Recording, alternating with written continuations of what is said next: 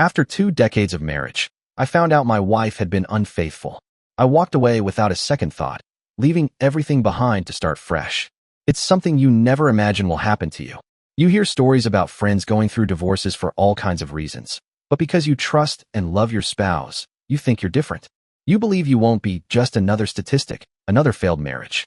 But as I look at divorce rates now, I can't help but wonder why anyone gets married at all. Maybe I should have recognized the warning signs. Looking back, and after reading countless articles and stories, I see how love can cloud your judgment. When you're in love, everything feels softer, and the red flags become easier to ignore. Marriage comes with dreams, children, a home, a shared future. The thought of growing old together is comforting. But those signs were always there, even if I refused to see them. I grew up in a family that eventually split into a single-parent household. For most of my childhood, my parents' marriage seemed unbreakable. They appeared to love and respect each other. My father worked tirelessly, physically draining himself, but he did it all for us. He was devoted. My mother returned to work when my younger sister started school, but she was always there for us too. As kids, we were unaware of the cracks forming. But later, it all made sense. The affair didn't start immediately. I was a teenager when it began. My brother was about 18 months younger than me, and my sister was 3 years younger. It started the way these things often do: late nights at work, out-of-town business trips, immediate showers after coming home from suspicious outings, and dressing far better than she ever had for my father. Back then, there were no smartphones, so she'd sneak phone calls and disappear at strange hours for so-called meetings.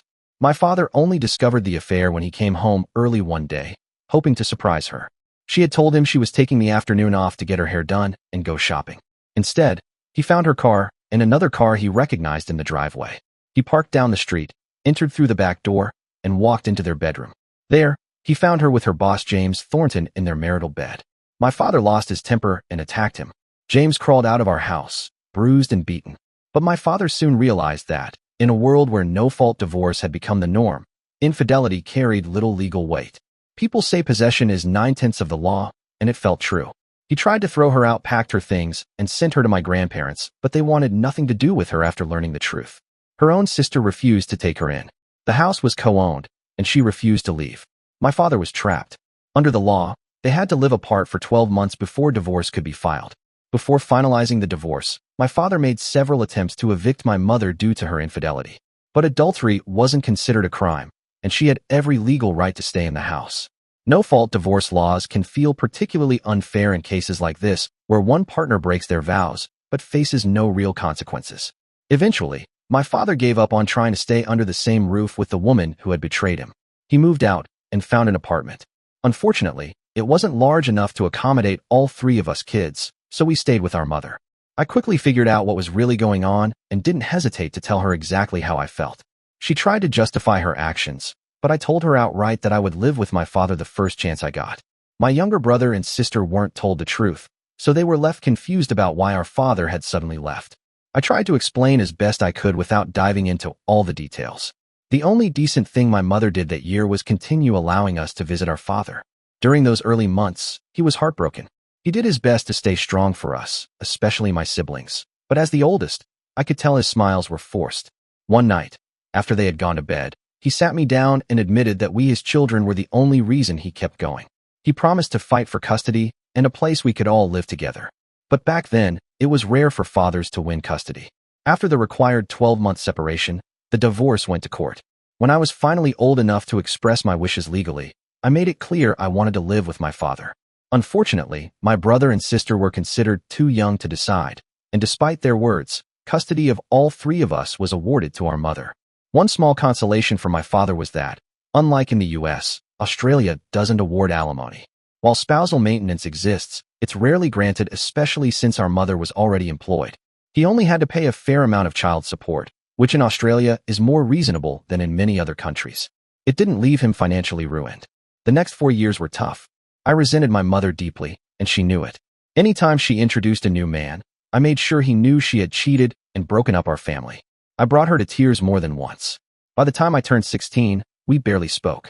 I spent most of my time away from home at school, work, or anywhere else I could be. After the divorce, my father slowly rebuilt his life. Eventually, he met a kind woman named Natalie, who was also divorced. I supported their relationship from the beginning, and over time, she came to love us as her own. She had children too, and we embraced them as siblings. Despite all the pain, I was comforted knowing my father had found love again. Even though I knew my father was hesitant about marrying again, Natalie seemed to understand his fears and happily agreed to live together instead. They eventually rented a place and began a de facto relationship. As soon as I turned 18 and graduated from high school, I moved out of my mother's house. The only reason I had stayed that long was for my younger siblings, whom I hated to leave behind. By that point, my relationship with my mother had completely deteriorated. The final words I said to her were, I'll admit, harsh, but they were the result of years of bottled-up anger and pain. I had watched my father be forced out of his own home simply because he refused to remain married to someone who had betrayed him. Despite everything, my mother cried as I packed up my car. I hugged my brother and sister before I left, assuring them I would always be there for them, that I would never abandon them. Then I took one last look at my mother and drove away. That experience left me wary of women. I had read a lot about infidelity and knew deep down I was someone who valued monogamy. I wanted a partner who felt the same. I had a few girlfriends in high school, but once I started working and earning money, I began dating more seriously, hoping to find someone I could truly trust and love. I met Kayla when I was 21. She had just finished university, and I was working as an engineer while also attending night classes. I enjoyed working with my hands, but hoped to eventually move up into a managerial role. We met at a corporate event. She was working part-time as a sales rep for a supply company that collaborated with the firm I was representing. We clicked instantly. By the end of the day, I had her number saved in my phone and told her I'd be in touch. Marvin, going on a hot date? My roommate asked. He was one of my closest friends from high school, and we were living together to split the rent. Something like that, I replied. Is this the girl from the conference? Yeah, I said, smirking. Back off, Dave. I just waited a few days so I wouldn't seem too eager. I finally called her, and to my relief, she sounded excited, eager to meet up again. After throwing on some aftershave and giving myself a final look in the mirror, I realized I actually looked pretty decent, not like a bum for once. My job was respectable, even if the pay wasn't amazing, and I was living comfortably. We agreed to meet at a bar in town. I prefer to keep first dates simple, no fancy dinners. I'd heard too many stories of guys being used for free meals, never to hear from the woman again. When I walked in, she was already there, perched on a stool with a drink in hand. Our eyes met across the room. She smiled, and my heart instantly picked up pace. As the evening went on and the drinks flowed, we started opening up to each other. She admitted her role at the company was only temporary. She'd been hired mostly because her looks helped draw in customers. She laughed, admitting it was true, but said it made her feel like a piece of meat. So many married men came after me, she said. It was disgusting. I understood where she was coming from. Sure, my own mother had cheated, but from everything I'd read and observed, both men and women were equally guilty when it came to infidelity. Out of curiosity, I looked up some statistics online and was shocked by how many people, both men and women, openly admitted to having extramarital affairs. To make matters worse, several Australian articles painted our nation as full of unfaithful partners.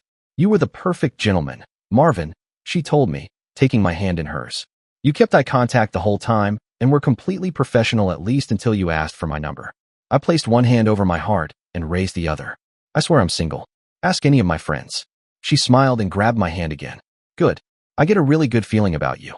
I've already been hurt before. We agreed to take things slow. For the next few weeks, we met for coffee or cocktails, keeping it casual. By the third date, we shared our first kiss. She already knew about what had happened between my parents, and when she hugged me tightly that night, I felt something inside me ease. When we kissed, I knew it was right. And when I looked into her eyes, I saw she felt the same.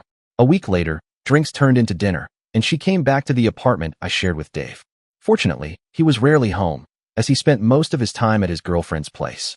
After one last drink, I took her hand, and we made love for the first time. A month later, she told me she loved me. I said it back, and things just grew from there. When she landed a stable job, we started talking about the future, moving in together, buying a house, marriage, and having children. Even though the memory of what had happened to my father lingered in my mind, Kayla had already won my heart. That was what mattered. She was warm, kind, and easy to be around. She often said her biggest dreams were to be a wife and a mother. Before getting married, we decided to buy a house together. Luckily, this was just before the housing boom that swept across Australia, especially Sydney. But due to her unstable employment history and poor credit, which she was upfront about, she couldn't co-sign the mortgage. I couldn't afford the loan alone, and the banks wouldn't approve it. My father suggested becoming a co-borrower, using his income to support my application. I had no idea how much that would help in the long run. Kayla was so grateful that she nearly cried when he told her she was like another daughter to him. Her parents adored me as well, and just 3 months after moving into the house, I proposed. Everyone was overjoyed when we announced our engagement and set a wedding date. Up to that point, marrying Kayla was the happiest day of my life. I truly believed I had found my soulmate, and she often said the same. As I walked down the aisle toward her, I couldn't stop grinning. She started giggling when I took her hand, and we were both filled with joy that we had finally made our commitment official. This wasn't a church wedding, we chose a park instead, setting up a marquee nearby for the reception. Our honeymoon was a week-long getaway to a Pacific island filled with sun, sea, and sand. Unsurprisingly, that was when Kayla became pregnant with our first child. 9 months later, she gave birth to a beautiful baby girl, and then our son arrived. 3 months later, we both agreed our family was complete. Surprisingly, Kayla didn't want me to have a vasectomy in case we changed our minds in the future. She didn't want her tubes tied either. Instead, she went back on birth control, saying it had never caused her issues before. Life carried on. She stayed home as a full-time mother until both kids started school. Once our son began attending, she returned to part-time work, sticking to school hours. It wasn't until both children were in middle school that she resumed working full-time. By the time we were 45, I had advanced to regional manager for a national engineering network. I traveled often, but was rarely away overnight. Kayla had built a successful career in real estate and managed her own office, with only occasional trips to the main headquarters in the city. Our daughter Charlene eventually moved in with her boyfriend, a respectable young man who seemed deeply committed to her. I figured a wedding was just around the corner. Our son Stanley was still at university, living near campus. He had a variety of interests, and while not all of them were conventional, Kayla and I supported him wholeheartedly. We had been married for over 2 decades. I believed we were still in love, just as we were on our wedding day. I remained devoted to her, loyal in thought and action. I might have noticed other women, but I never acted on it. My heart belonged to Kayla. I couldn't betray her. Still, I couldn't shake the memories of what had happened to my father. I should have recognized the warning signs. I thought I was being cautious, preparing myself mentally for something I hoped would never come. You never think it's going to happen to you, do you? I said to Dave. You think Kayla's cheating on you? His voice was laced with disbelief. Mate, she absolutely adores you. I thought so too, I replied. But now that Stanley's moved out, I expected things to go back to how they were. Instead, she's acting just like my mother did with my dad. Even thinking about it made my blood boil. I hadn't seen my mother in over 20 years. She'd come to my wedding only because my father insisted. By then, he was married to Natalie and long retired. He encouraged me to be the bigger person and invite her. I didn't want to, but I knew not doing so would reflect badly on me. So I clenched my jaw and mailed the invitation. Since then, our only communication had been occasional emails about the grandchildren she barely made time to see. Beyond that, I had no contact with her. So what's your plan? Gather as much evidence as I can. If she's cheating, I'll leave no drama, just walk away. And how exactly are you going to pull that off? I have my ways. She's gotten more careful lately. I should have noticed the signs earlier. This is what I get for trusting her. By the time I truly saw what was happening, it was already too late to stop it. So now, I'm just preparing for the inevitable. That Monday morning, I scheduled a meeting with a private investigator. I didn't need photos or video, just something solid that could help my case. Unfortunately, adultery isn't legal grounds for divorce in this country. That's true, I admitted. But a man can still protect himself if he's smart and fast. Luckily, she waited until the kids were out of the house to start messing around. And in her arrogance, she forgot a few important legal details that could work in my favor. He patted me on the shoulder. I'm sorry, mate. I really am. I took a long sip of my beer. The hardest part is, I still love her. Maybe I'm paranoid. Maybe I'm just a jealous fool. But the signs are there. I ignored them too long. The next morning, I drove to my father's place. Natalie greeted me with her usual warmth and asked if I wanted her to sit with us. I must have looked worse than I thought, because even though it was only 10 a.m., my dad handed me a cold beer and told me to take my time. I managed to smile as he held Natalie's hand. They were still just as in love as they'd been on their wedding day. The last one didn't last long, he said. No, but he really wanted her to be his wife. I think Kayla's cheating, I said. Natalie let out a long sigh. My dad mumbled, not again. I'm hiring a private investigator on Monday, but the signs are all there exactly like the ones you warned me about when it came to Mom. If Kayla's cheating, she's probably read a whole book on how to hide it. But I'm done being blind. So what do you want from me? He asked. I smiled. Natalie chuckled, probably because it wasn't a warm smile. Dad, I'm going to give you the house. Remember when you co-signed the mortgage years ago? Kayla never signed it. Legally, you and I own it, not her. Once I'm out, she'll be nothing more than a tenant. I'm gifting the house to you. Legally, I can do that at no cost under state and federal law. And after the divorce? He asked. Once it's over, I'll sign a month-to-month lease with you. That way, you'll handle things with Kayla. Sure, she has some tenant rights because she's lived there so long, but if it comes to it, we'll get a court order to remove her. Unfortunately, I won't be sticking around to handle that part myself. Marvin, have you really thought this through? Natalie asked gently. Kayla and I had conversations about fidelity before we ever got married. She knows about my mother. She knows what that betrayal did to me. I told her plainly. If she ever cheated on me, I would never forgive her. I don't care if it happens once or 100 times. If you sleep with someone else, you've broken the promise we made. That's a violation of our prenup. With these no-fault divorce laws, at least I can walk away without owing her a cent. No spousal support either, since she earns just as much as I do. Thankfully, we don't have those dreaded alimony laws like some other states. I'm not giving a cheating woman a dime of my money just because she couldn't stay faithful. I took a sip of beer and glanced at Natalie. Sorry, I'm just worked up about this. I really hope I'm wrong. That night, Kayla came home and curled up on the couch to watch a movie. She smiled at me as always, her eyes lighting up when she saw me. Where have you been? She asked. I met with my dad. Just needed some advice, I replied. About what? A new job? There might be an opportunity coming up. The truth was, I didn't have any real proof, just suspicions. If she was cheating, it wasn't with someone she saw every day. I knew that if unexpected girls' nights started happening, that would be a serious red flag, but so far, nothing like that had come up. She used to stay late at work now and then, but I was getting fed up with that. And if I worked late, she'd immediately get suspicious of me. That night, before we went to bed, she cuddled up to me like always and whispered that she loved me. It hurt to think she might be lying. Maybe she did love me, but something inside her wanted more or someone else. If that was the case, we'd split. She could go find whoever she was really looking for. I've read fiction about women who change, who cross lines they never thought they would. The idea of Kayla doing anything like that nearly made me sick. But until I had proof, I had to trust her. Trust, but verify. That's what they say. So when I whispered back, I love you, I meant it. But the possibility of betrayal gnawed at me. The next day was Monday.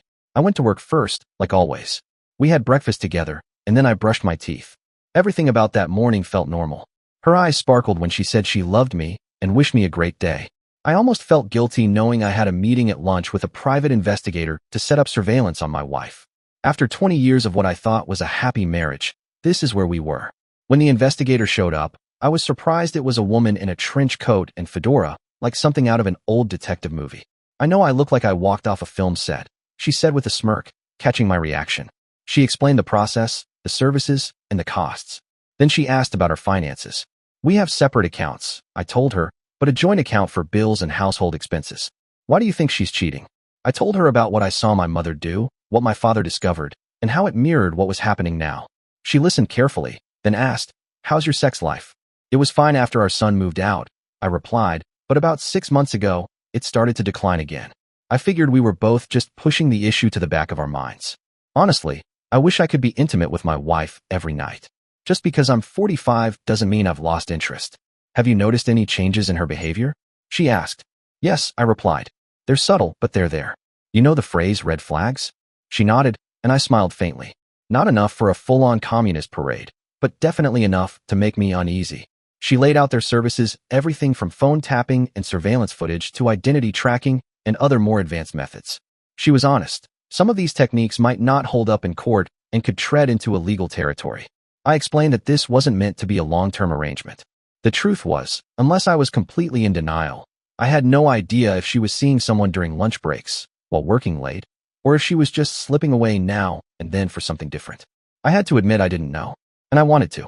She gave me a few days to think it over, telling me I could call on Friday to begin surveillance the following week. It was hard to let go of intimacy with my wife. I didn't have any concrete answers yet, but the thought of her being with another man or men made me feel sick. I could have lied and claimed I wasn't feeling well, but instead, I told her the truth. I just wasn't in the mood. I know she was hurt when I turned her down. Eventually, she asked if I was stressed at work. I was distracted, so I guess that answer satisfied her. As usual, she snuggled close and whispered, I love you. By Wednesday, I couldn't wait any longer. I called the investigator and asked them to begin right away. I had to know the suspicion was eating me alive. I kept wondering if it was all in my head. It's no wonder so many betrayed spouses end up psychologically broken. In the end, despite the cost, they found the evidence. It only took a month of watching and waiting before her betrayal came to light. By then, I had been reading daily accounts of infidelity, patterns of cheating spouses, how they deceive their partners, and what legal options are available after a marriage falls apart. I had already started packing. I had an evacuation bag ready in the car, and the moving crew knew I was preparing to leave. I just had to give them a date. The house was now legally owned by my father. The lease said nothing about Kayla. With any luck, she'd be evicted in a few months. It was Friday night. I got home at my usual time. Normally, Kayla would be in the living room with a glass of wine, watching TV. We'd order food, talk about our week, maybe make weekend plans, snuggle, and eventually head to bed. Before all of this, our Friday nights were great, especially after the kids had moved out. We'd make love all weekend, sometimes barely leaving the bedroom until Sunday. But that night, I heard her in the bathroom. I nearly laughed to myself. It was such a cliche. I grabbed a beer from the kitchen and settled onto the couch. I never thought it would happen to me, I thought, as I waited in the dim light for her to appear. I expected a seductive little black dress, but instead, she walked in wearing a mismatched blouse, a short skirt, stockings, and heels. She had done her hair, applied makeup, and adorned herself with jewelry to accentuate her beauty. She looked stunning, unfortunately, not for me. At first, I didn't fully grasp what was happening. "Marvin, I didn't realize you were home," she said, clearly startled. I replied, "I got home at my usual time." "Kayla," I continued, "you've clearly been busy preparing for whatever you're up to. Where are you going?" She took a deep breath before answering, "I'm going on a date tonight, Marvin. With John from work." "It's just for work." Her response was a blatant lie. I knew exactly who John was. He was her affair partner. He worked at her company's headquarters, was married, and had kids around the same age as ours. I wasn't sure what she expected me to say, but there comes a time when a man simply has to walk away. If she thought I would beg or plead, she clearly didn't know me at all. She knew my stance on monogamy, infidelity, and standing my ground. I stared at her for a long moment as I approached. She met my gaze, but when I held it, she recoiled. I smiled slightly, then turned to head into the kitchen. "Aren't you going to say anything, Marvin?" "No," I replied simply. She clearly didn't understand how ready I was to end it. We had both been playing our parts well. The difference now was that I wasn't going to destroy her heart with lies. "Okay, fair enough," she said, her voice soft. "I'll be home later. We'll talk then." I didn't respond. I simply followed her to the door. She paused, looking at me one last time, her eyes filled with hesitation. I wasn't sure if it was guilt or something else, but I didn't care anymore. "Good night, Marvin," she said quietly. "Goodbye, Kayla," I replied. She must have thought I was just another man who would tolerate this kind of behavior. But I wasn't. I wasn't going to be a cuckold or put up with nonsense like that. I wasn't interested in an open marriage, wife swapping, or anything of the sort. It emasculates, demeans, and completely undermines the vows made during marriage. Once she left, I followed through with my plan. I grabbed my evacuation bag and packed another suitcase, then loaded them into the car. Thankful for the convenience of modern technology, I handled everything online. Our debt was minimal, just one credit card, which I paid off and canceled immediately. I covered all the upcoming bills and transferred the majority of our savings from our joint account into my own. I left her enough to cover a couple of months of rent and bills. After that, she would be on her own. Possession is 9/10 of the law, and she didn't own the house. By the time she realized our savings were gone, I would be long gone. As I walked through the house one last time, I couldn't help but think, so many good memories are now ruined. I took another sip of beer and prepared to make 3 calls. The first one should be simple, but the next 2 would be far more difficult. "Dad, it's confirmed. She's cheating on me." She finally found the courage to admit she was going on a date with another man tonight. The plan was now in motion. "Where are you going?" "To Adelaide. I have a new 12-month contract there. Once the divorce is final, I'll probably return to Sydney, but we'll see how things go. It's all up in the air for now." "All right, son. I'll make sure she doesn't find out where you are. A new number, and I'll settle everything once I get there. I'll send you my new address once I've found somewhere to live. Drive carefully and avoid doing anything reckless. Son, all I'm doing is leaving a cheating marriage." Unfortunately, the phrase, like father, like son, carries little weight here. You've done nothing wrong. Just find peace in your decision, and soon you'll be able to move on with your life. Natalie and I both love you. Do my children know? I'll call them next. Good luck, son. Talk to you soon. Making the calls to my children was the hardest thing I've ever done. I called my daughter first, as she'll always be daddy's little girl. When I explained the situation, she cried uncontrollably on the other end of the line. It shattered my heart to hear her sobbing because of the pain in mine. I promised her I would always love her, but for now, I had to leave. I'd send her an email with my new contact details once I was settled, but for the time being, I wasn't telling anyone anything. My son, Stan, took a more stoic approach, as I expected from a young man. He called his mother a derogatory term and asked me what I planned to do with him. I'll find out where he lives and inform his wife, I replied. She deserves the truth. Aside from that, I don't want revenge, Stan. This isn't fiction, it's real life. Right now, I'm heartbroken, but all I'm going to do is wait for the divorce and rebuild my life afterward. I'm only 45, maybe 46, when it happens. What about counseling? Charlene asked. Marriage isn't like ours here, and neither are the divorce laws, Stan chimed in. You've been separated for over 12 months, so you can file for divorce. Since we're both over 18, you won't even have to go to court. Though, you probably will, just to make sure everything goes smoothly. She can't force counseling after 20 years of marriage. Be careful, Dad, Stan warned. You know how the courts can be if she's persistent enough. Then I'll take my evidence to the counselor, put the pictures in front of them, and ask them if they'd stay married to a woman who's been cheating on them. Okay, Dad. Take care of yourself and stay in touch when you get there. I'll keep you in the loop, as I'm sure Mom will be reaching out to me. She knows the law will protect you. Thanks, Stan. We'll talk soon. That was it. I wrote Kayla a brief letter explaining that I was leaving and that she would hear from my father soon. I didn't explain why I was leaving that as a surprise. I told her that I had already called our children and told them the truth, just as my father had done for me. She could tell her parents that I left, but if I received any insults or requests for reconciliation, I would send them the proof. Finally, I took off my wedding ring and placed it on the coffee table, along with the note and all the evidence I had gathered. These were copies, as I kept the originals in case I needed them later. Getting into the car, I wasn't sure whether to laugh or cry, but all the stress I'd been carrying disappeared as soon as I drove away from the house. I booked a hotel on the western outskirts of the city to prepare for my trip to Adelaide. I had 2 weeks to get there and set up my new life, so I took my time and stayed in small country towns along the way, places with nothing more than a pub, a post office, and a police station, often all in one building. A week later, I arrived in Adelaide and was met by several people I recognized from past corporate conferences. I already knew my role, so they took me around the city, showing me potential neighborhoods to live in. I decided to stay in a hotel for a month while I searched for a place. After some research, I chose a modern 3-bedroom apartment in North Adelaide, one of the city's most beautiful suburbs. I wasn't looking to buy, as the prices were high, though not as bad as Sydney. I planned to return to Sydney after 12 months. Once I moved in and settled, I informed my father, siblings, and children about the change in my circumstances. Charlene called immediately, wanting to visit. I missed her terribly, so I arranged for her to fly out for a month. My son was finishing his studies, but with Christmas just 3 months away, he planned to visit then and stay for a few weeks. As for my father, he kept me updated on what was happening with Kayla. Did you know she didn't come home until the next morning? He asked. Yes, I didn't dismiss the private investigators until the following day because I was curious about what she was doing that night. She went to dinner with him, and it was all quite romantic.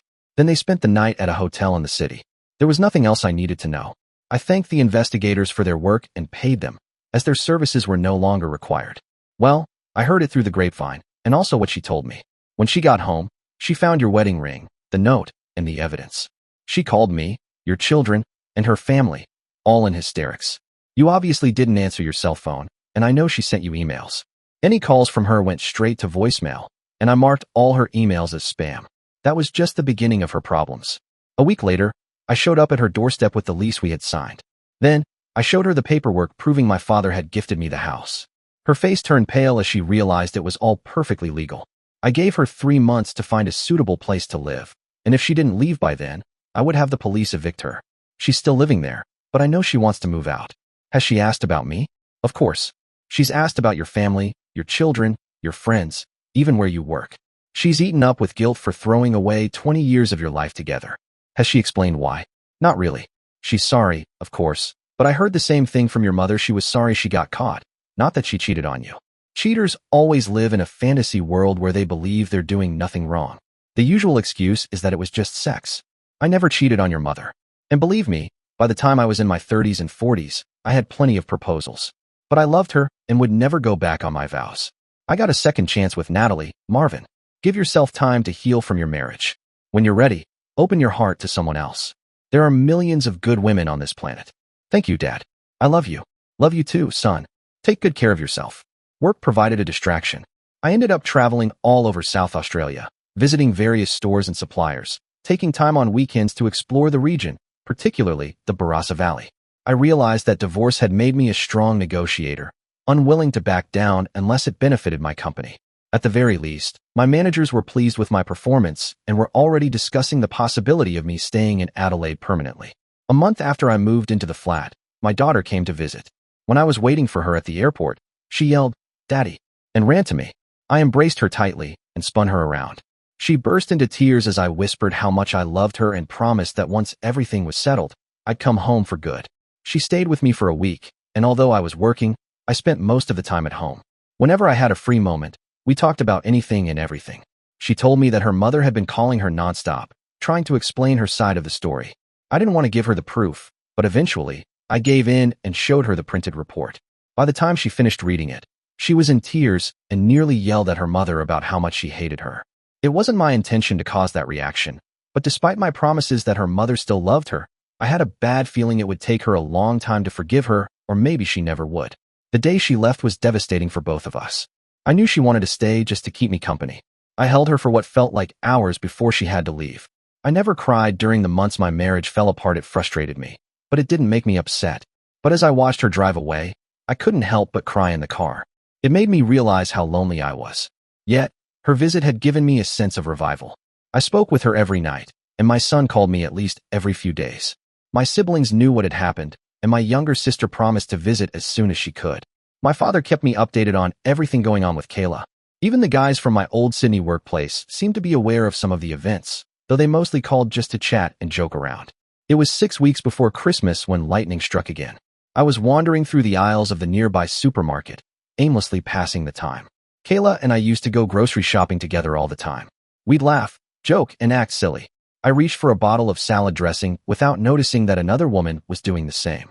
Our hands collided, and we both turned to face each other. I think my jaw dropped slightly, and her cheeks flushed. "I'm sorry," I said. "No, it's my fault. I didn't notice you. Please, take the bottle. I can grab something else instead." I'm not sure where my confidence came from, but I surprised myself by saying, "Tell you what, you can take the bottle if you have coffee with me later." I had no idea who she was, what her name was, or anything else. But that brief touch sparked something inside me, and her beauty captivated me. I reached out my hand. "I'm Marvin." She smiled as she took my hand, and I could feel how silky her skin was. "I'm Juliana. Do you often pick up women in supermarkets?" "No, you're the first." "And are you sure I'm not married?" "If you are, I'll revoke my invitation. If not, I hope you'll say yes." She was a brunette with shoulder-length hair, her beautiful blue eyes framed by thin-rimmed black glasses resting on her petite nose. Her lips were full but genuine, and her features were classically beautiful. I had no idea how old she was, but I guess she was around 6 inches shorter than me. I wanted to study her more closely, but I refrained. Judging by her smile, though, it seemed like she liked what she saw. "I'd like to get some coffee. How about you give me your number?" I gave her mine, and she quickly texted me. "I'll finish my shopping in about 30 minutes. Then I'll need to drop this stuff off at home. If you want, I can meet you in a few hours." "Do you live nearby?" "Yes, I do. Same here. I can't stand driving too far for grocery shopping. Tell me where you are, and I'll meet you there."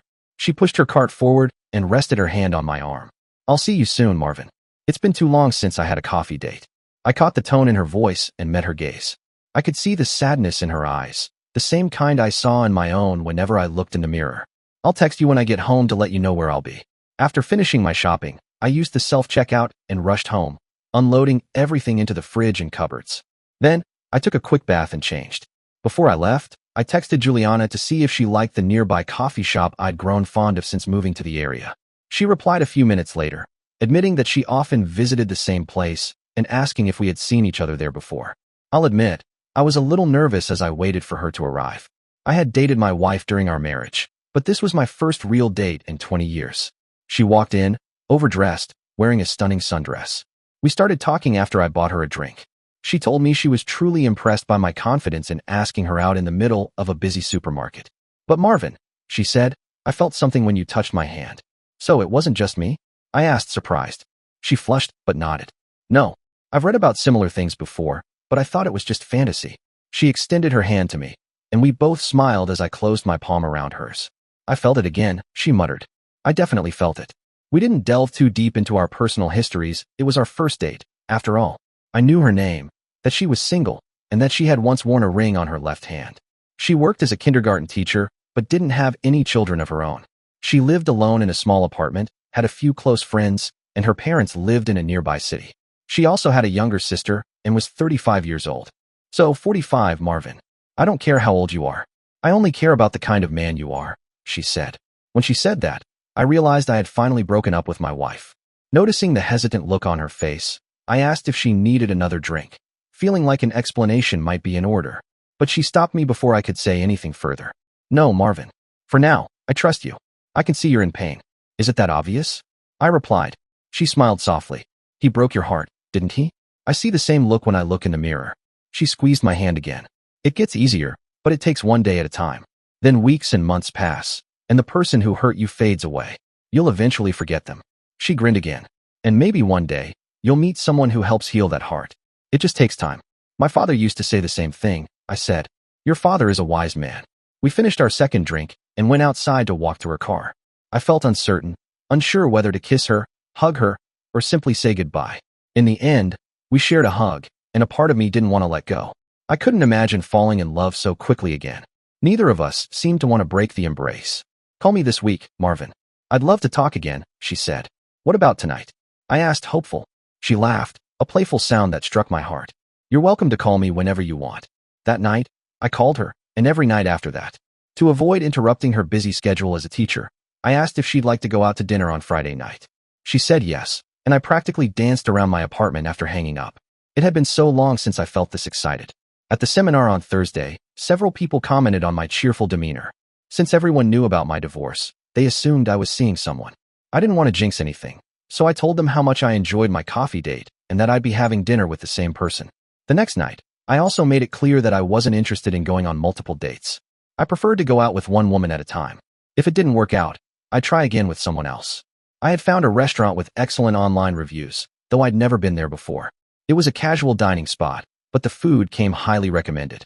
Even with the relaxed atmosphere, I chose to wear trousers instead of jeans, a long-sleeved button-down shirt, leather shoes, and cologne. I kept my stubble neatly trimmed.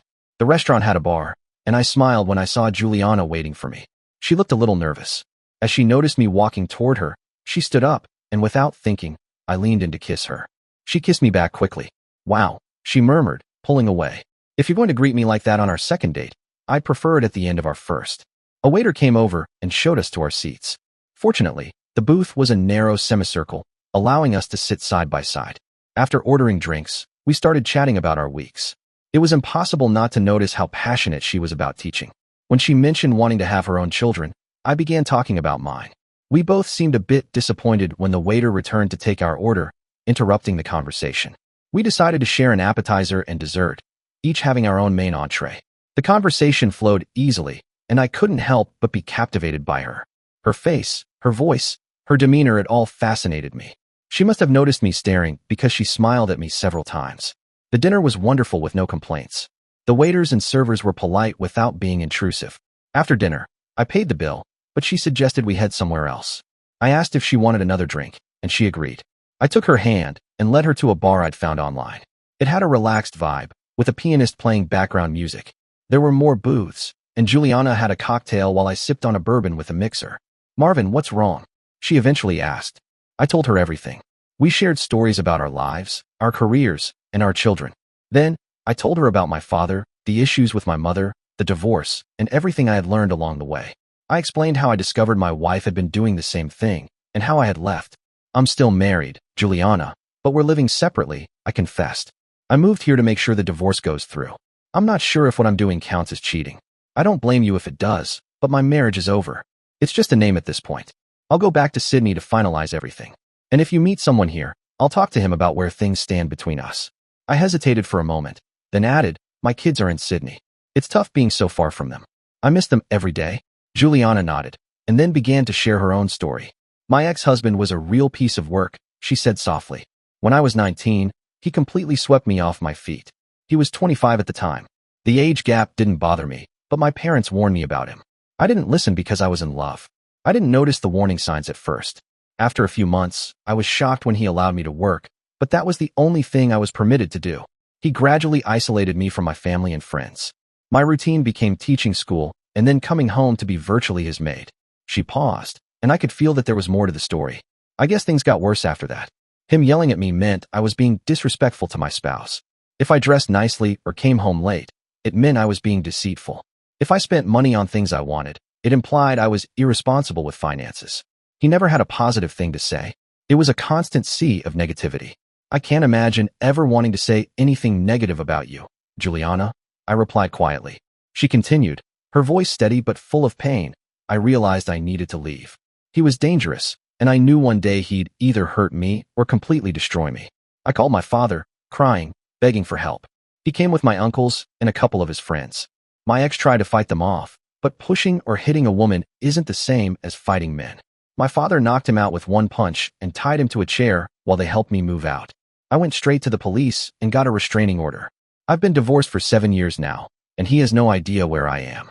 Juliana met my eyes as she spoke, her vulnerability clear. I haven't dated much, Marvin. I've been scared for so long. She paused. And then I met you, and I felt something I hadn't felt in a long time.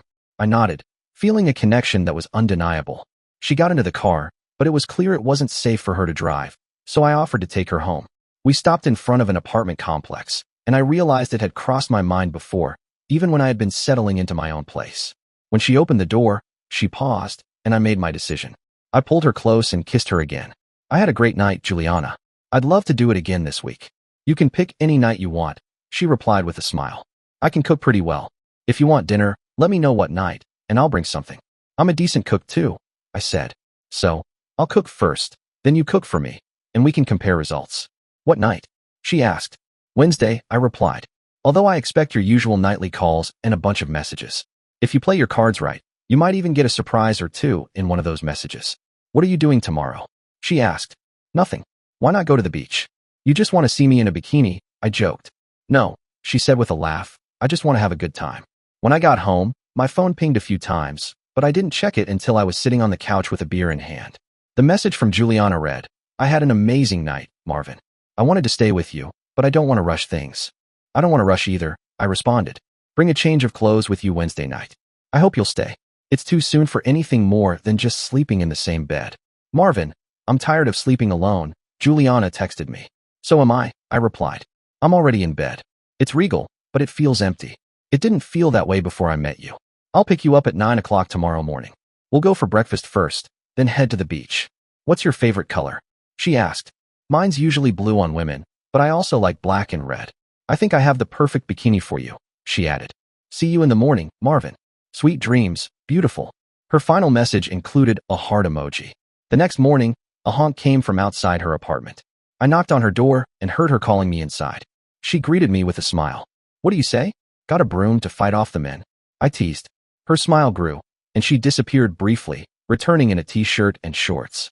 She grabbed her bag, and I helped her put it in the car's trunk. We went to a beachside cafe for a modest but satisfying breakfast.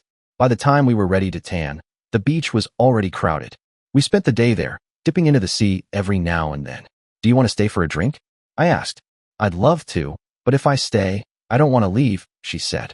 Then she told me to go home, change, and come back to have a drink with her, followed by staying the night. I rushed home, packed my suitcase, grabbed the essentials, and hurried to her place. Out of breath, I knocked on the door. She opened it, smiled, grabbed my shirt, pulled me inside, slammed the door shut, and pushed me onto the couch. The next morning, she made me breakfast, and we spent the day lounging in her apartment. The quiet moments felt just as comforting as the conversations we shared. Take your time, Julie. We have all the time in the world, I said, sensing that I was falling deeply for her. I could tell she felt the same, but there was one lingering thought. Was this just a rebound?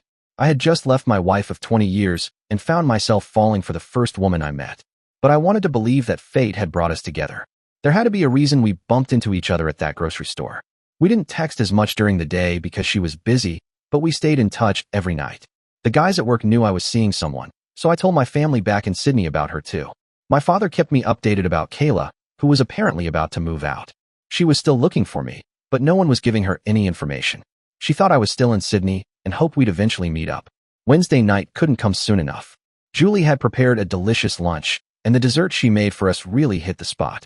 I patted my stomach and said, It's often said that the way to a man's heart is through his stomach. I love you, she said softly.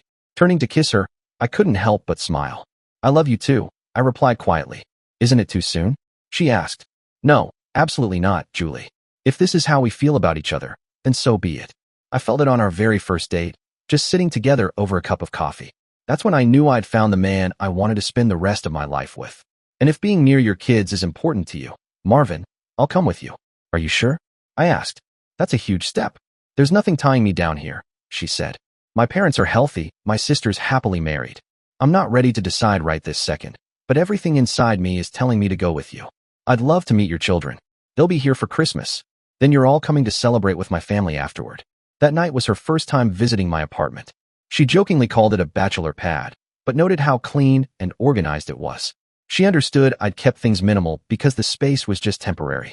When the topic of marriage came up, she hesitated and looked away, gently holding her wrist. I've been thinking about it too, Julie, I said. And not just because Kayla betrayed me.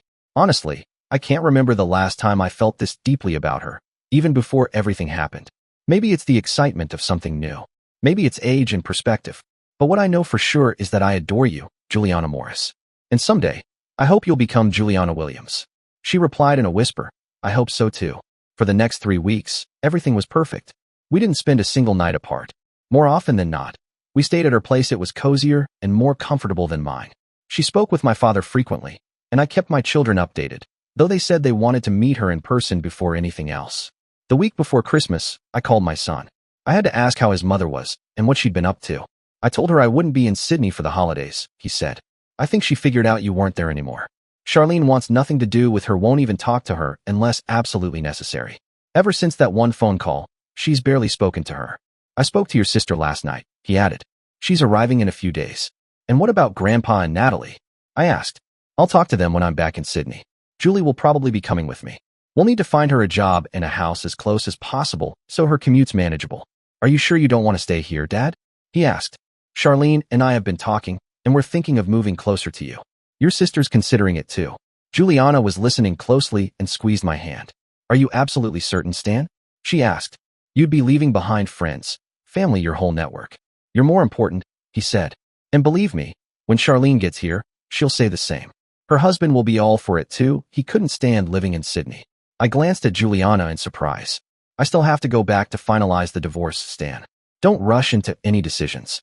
I know how it looks, but my choice to leave your mother like this wasn't impulsive. It was something I've thought through for a long time. Beforehand, I was fully aware, Dad. I'm not interested in her anymore. She's still out there trying to convince people she did nothing wrong and that you were to blame for leaving.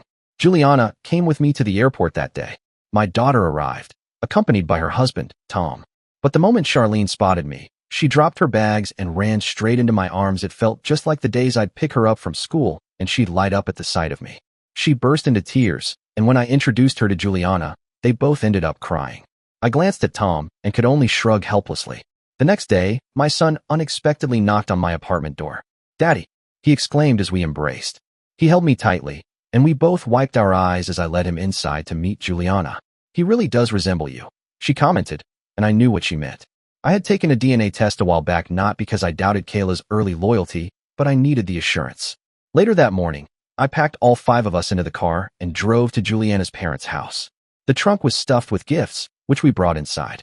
Her mother took to my daughter instantly, and I could tell my son was immediately welcomed as a grandchild, just as I was embraced like a son. We used a video call service to exchange Christmas greetings with my father. He was joined by my brother, his wife, my sister, her husband, and their children. Kayla, by then, had moved out of our old house and was living with her parents. The most shocking news was about her affair partner. His wife had used evidence to get him fired for serious misconduct and kicked him out. Kayla, meanwhile, was barely hanging on to her job. She'd been demoted and lost several mutual friends who couldn't forgive her betrayal. That day turned out to be incredible. My kids snapped countless photos for their social media, something I'd grown indifferent to over the years. Still, I started getting messages from old friends. Many had reached out to my father, asking for my contact info. Some were just curious about what had happened, so I kept my answers brief. Others filled me in on Kayla's situation, but I brushed it off. None of it mattered. Once the 12-month separation period ended, I'd file for divorce and head back to Sydney to finalize everything. Juliana and her family had a beautiful Christmas. When she brought up the idea of coming to Sydney with me, I gently told her we'd be living in Adelaide instead, and someone from my family would be joining us there. Her face lit up, and when I finally gave her the gift I had carefully chosen, she nearly cried. I wasn't ready to propose just yet, not while I was still technically married, but I gave her a beautiful necklace and bracelet. She put them on immediately and promised to wear them often. After a delicious meal, Her father invited me for a drink, and we ended up spending the evening in his garage. In the garage, he had an old sports car on wheels. I haven't seen Julie this happy in a long time, Marvin, he said. Part of me thinks leaving Adelaide might be good for her, but would you be content staying here long-term? I'll stay for her, I replied. My kids are planning to relocate to be closer anyway. How soon can you finalize the divorce? Several months at most. I've been honest with Julie from day one. I know she's been hurt before. Possibly up to 6 months, huh? Yes. I only have solid proof from the final weeks before I made the decision to leave. He shook his head. I've read about all this cheating garbage. Why get married if you can't stay faithful? Ever heard of cuckolding? His face said it all he knew, and he clearly hated the idea. Yeah, I nodded.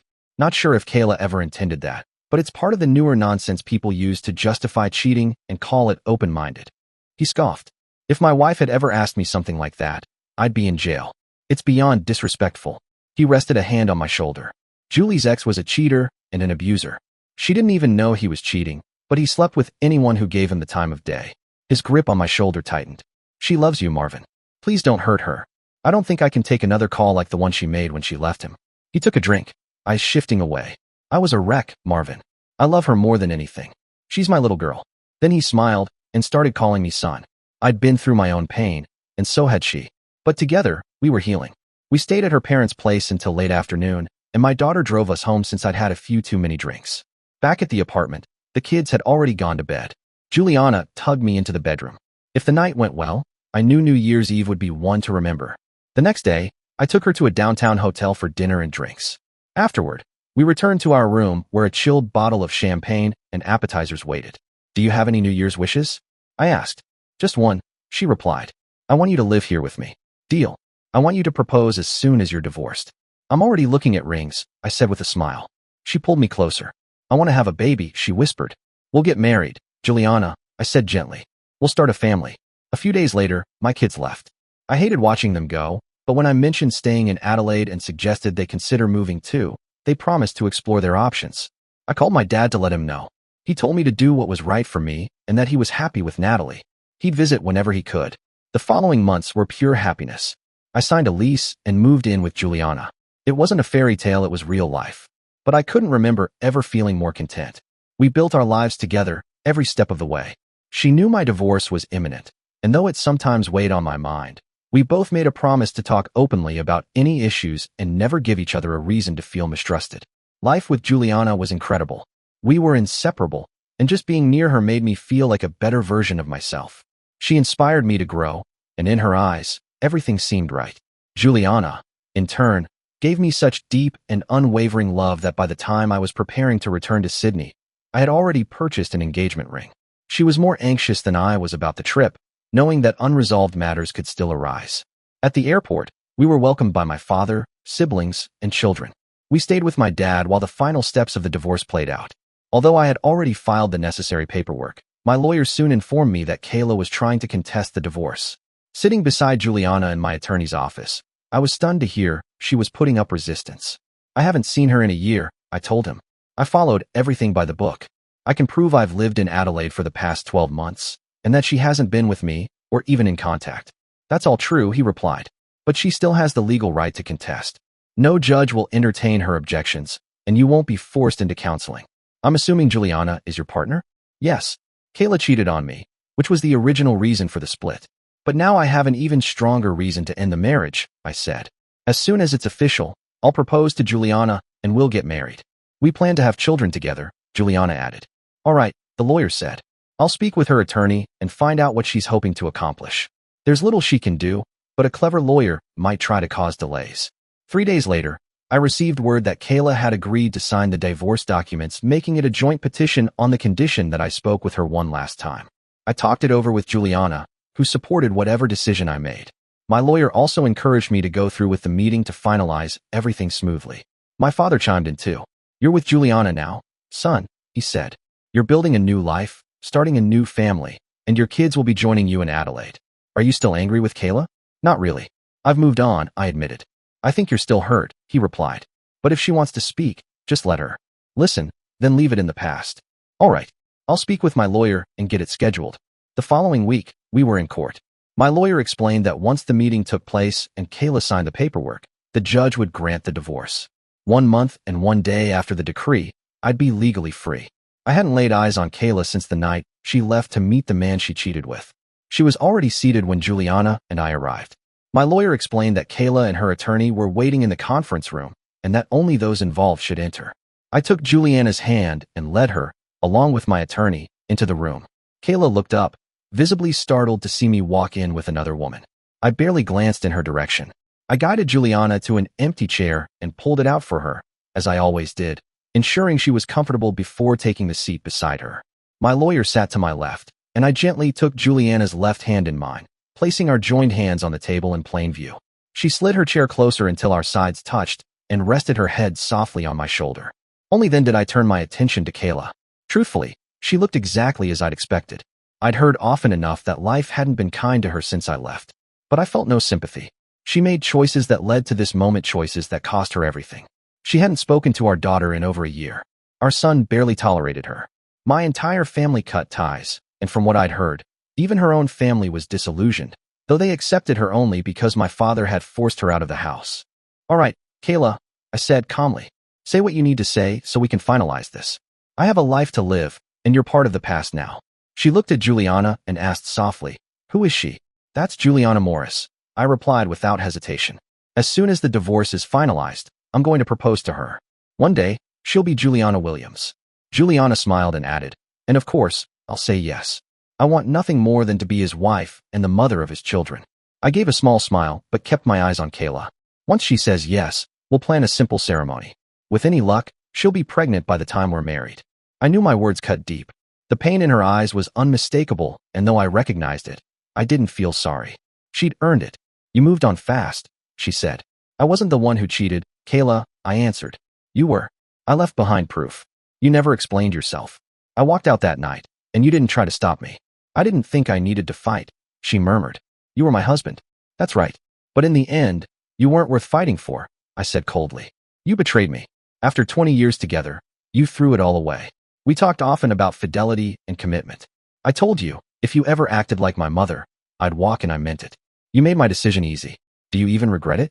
I asked, but before she could respond, I cut her off. "Don't answer. You don't regret what you did. You regret getting caught.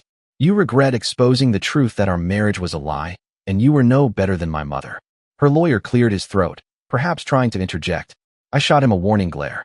"Don't," I warned. "She wanted this conversation. She'll hear my truth too." Kayla finally spoke again. "I made a mistake." "No, Kayla," I said sharply. "What you did was betrayal. It wasn't a slip, it was a chain of decisions. I don't care if he seduced you or if you went looking for it. The fact is you slept with another man, and in doing so, you gave up any right to call me your husband." "It was just sex," she said quietly. "And that right there," I replied, "is the excuse everyone uses to justify their betrayal. Just sex. For most people, sex and love are connected. And you were my wife, you were supposed to share that intimacy with me, not with some coworker. We discussed this long before we got married. Kayla, you just don't remember. I warned you clearly what would happen if you ever cheated on me. You also forgot that my mother was unfaithful, too. Once I finally pulled myself out of denial, I saw exactly what you were doing. I just had to gather enough proof. If you had said no that night, would you still have left?" You asked. "Yes, I would have, but the way I left would have been different. What you did that night was incredibly disrespectful. You earned everything that followed. You emptied our accounts. Consider it payment for 20 wasted years." I paused and shook my head. "Actually, no. That's not completely fair. You gave me 2 beautiful children. It wasn't all a waste. I had also confirmed they were biologically mine. That visibly upset her. "I never cheated on you back then," she said. "No, you didn't," I replied. "You only became unfaithful later. You sold our house," she said. "No, I transferred it to my father," I corrected. "It's still in his name. He's renting it out and has already told me he plans to sell it soon. I'll receive most of the proceeds so I can buy a new home near where I live now." "You didn't even give me a chance," she whispered. "Because you didn't deserve one, Kayla. Where do you live now?" "That's none of your business," I said firmly. "I don't want you knowing. You're no longer part of my life. Our children are grown. They can decide who they want to spend holidays and birthdays with." She went quiet, realizing there was nothing she could say to change my mind. "Just sign the papers and move on with your life," Juliana said calmly. "He hasn't seen or spoken to you in a year. He's accepted reality. We love each other deeply. We're going to get married, start a family, and grow old together. You chose to leave him, and I'm thankful I was there to help him pick up the pieces." I wrapped my arms around Juliana and whispered that everything would be okay, that I would never let her down. She held my heart, and I held hers. I didn't mean to, Kayla said through tears, looking directly into my eyes. I didn't flinch. I stayed composed. Tears didn't move me anymore. Marvin, I still love you. Good for you, I replied coldly. I don't care, Kayla. My tone made her flinch. Don't mistake my calm for compassion. I don't hate you, I just don't care anymore. You stopped being my concern the moment you let another man into our marriage. Silence fell over the room until her lawyer finally cleared his throat. This is clearly going nowhere. Just sign the papers and bring this to an end. He's clearly moved on and intends to remarry. There's no reason for the court to deny this. The marriage is over. The children are grown. There's no shared property left. Do the right thing, sign, and move on. He pulled the papers from his folder and placed them in front of her, sliding a pen across the table. Kayla met my eyes and began to cry openly. I knew her well enough to recognize the emotion was real. Still wiping her cheeks, she picked up the pen with a trembling hand, scanned the document briefly, then signed and dated it at the bottom. Do I need to be in court for the final decree? I asked my lawyer. No, Marvin, he replied. You're free to go. The divorce decree will arrive by mail. Good. Then we're done. Juliana stood and took my hand, and I led her out of the room. I'm sorry, Marvin, I heard Kayla say behind me. I'll always love you. I appreciated the apology, even if it didn't carry much weight anymore. Too little, too late. As for the final words, I believe she meant them. But it didn't matter. The woman I loved was beside me, holding my hand, and in just a few weeks, she would be my wife.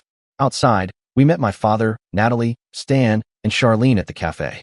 I gestured that I needed a drink, and we made our way to the nearest pub. After buying a round of beers, we sat together at a table. I shared what had happened during the meeting.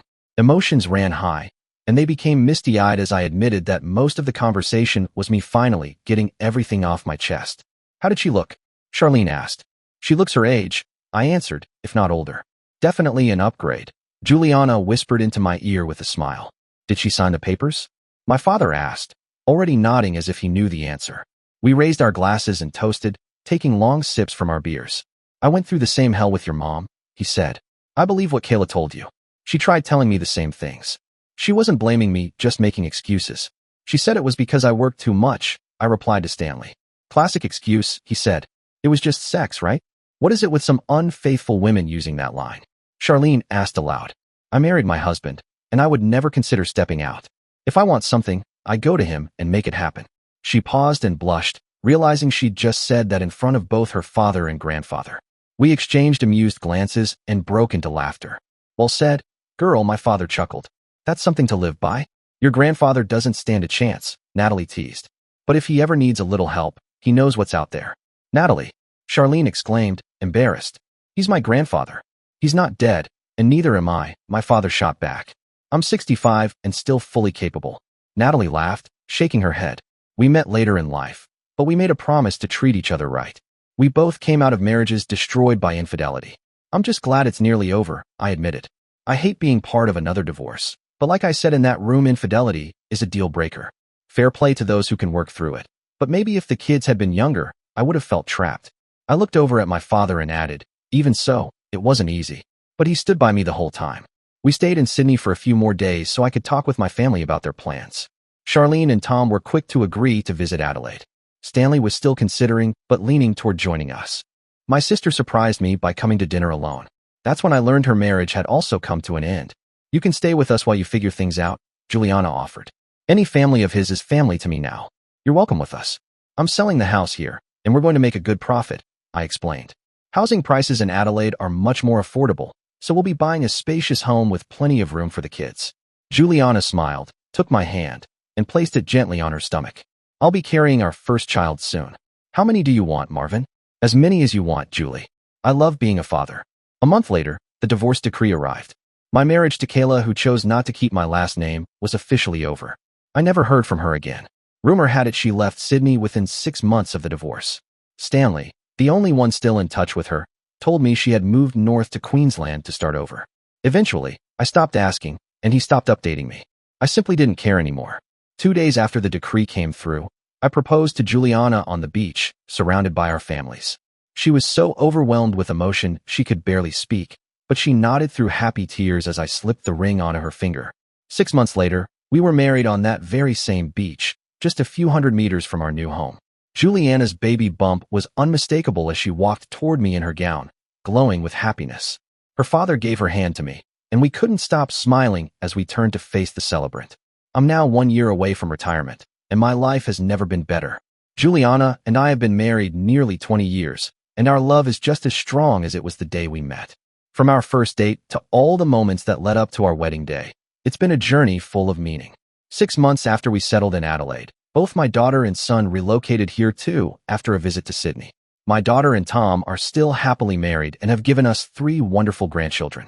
My son married an incredible man, and together they're raising 2 beautiful children. My father and Natalie joined us in Adelaide a year after the divorce.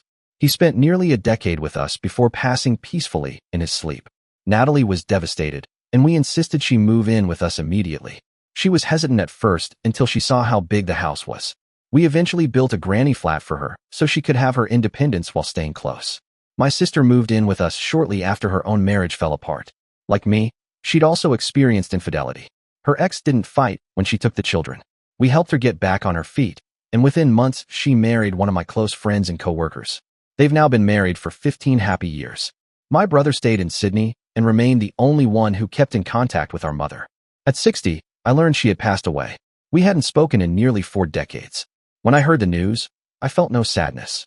Still, Juliana encouraged us to attend the funeral not for her, but for ourselves, as an act of grace.